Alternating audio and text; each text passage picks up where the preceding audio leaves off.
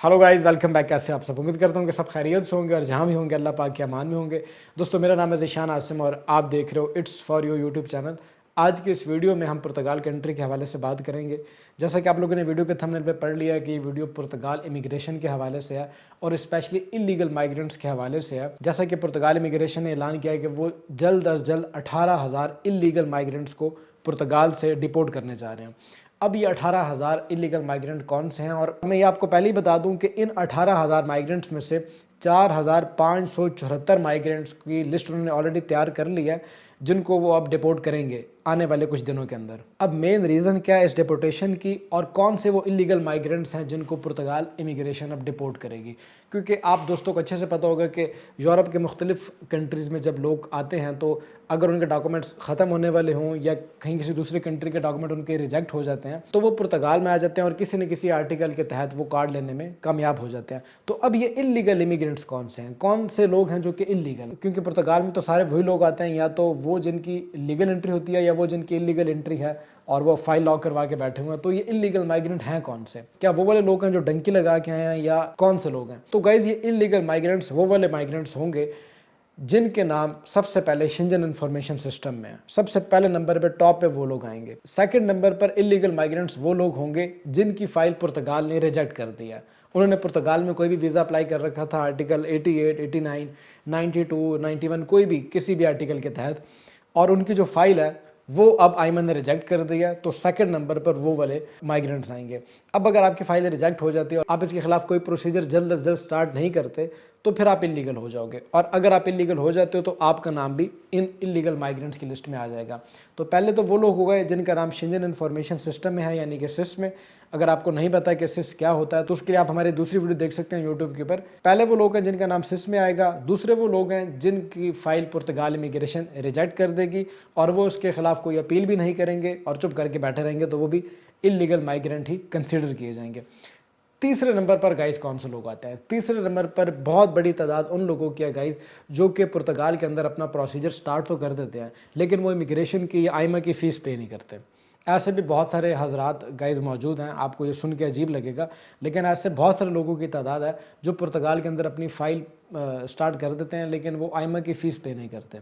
तो वो लोग जिन्होंने आईएमए की फ़ीस पे नहीं कर रखी, तो वो वाले लोग भी अब इलीगल माइग्रेंट्स के अंदर कंसिडर किए जाएंगे और उनको भी डिपोर्ट किया जाएगा। चौथे नंबर पर गाइज वो वाले लोग आएंगे जिन्होंने पुर्तगाल के अंदर कोई ना कोई क्राइम कमिट कर रखा है, उनका नाम पुलिस के रिकॉर्ड में है और उनका पुलिस क्लियरेंस सर्टिफिकेट क्लियर नहीं है, और क्रिमिनल एक्टिविटीज़ के अंदर जो लोग इन्वॉल्व होंगे वो भी इलीगल माइग्रेंट्स कहलाएंगे, वो भी इलीगल माइग्रेंट्स कंसिडर किए जाएंगे।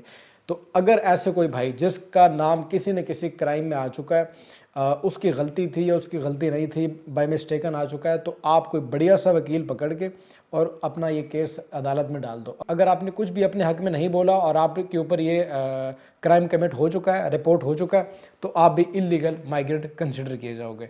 तो ये चौथे नंबर पर लोग। और पाँचवें नंबर पर गाइज वो वाले लोग आएंगे जिनके पास पुर्तगाल में कोई भी राइट नहीं है रहने का, यानी कि उनके पास कोई राइट नहीं है कि वो पुर्तगाल की सरजमीन पे स्टे कर सकें।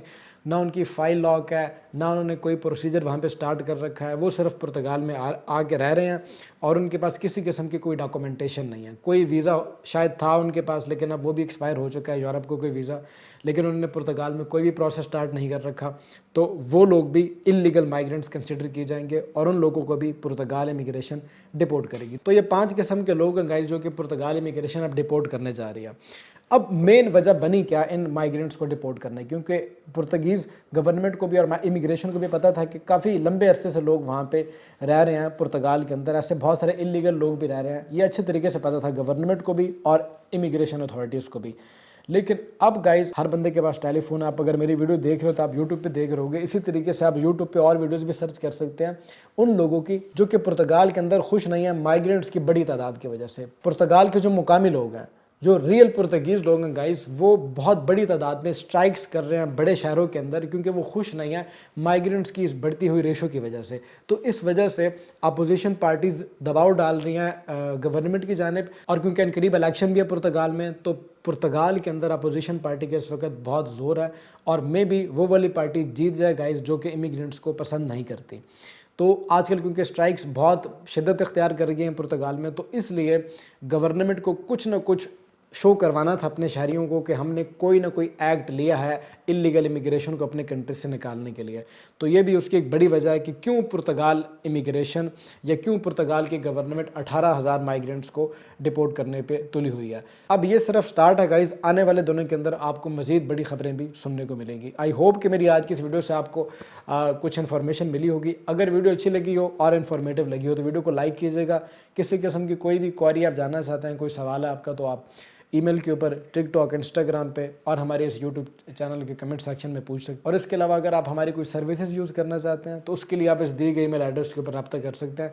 जैसे ही मेरे पास या मेरी टीम के पास टाइम होगा, एज सुन एज पॉसिबल हम आपको रिस्पॉन्स करेंगे और आपकी हेल्प की जाएगी। इसी के साथ अब ज़िशान आसिम को दीजिएगा इजाज़त। मिलते हैं इसी तरह की किसी अगली वीडियो में, तब तक के लिए टेक केयर, अल्लाह हाफिज़।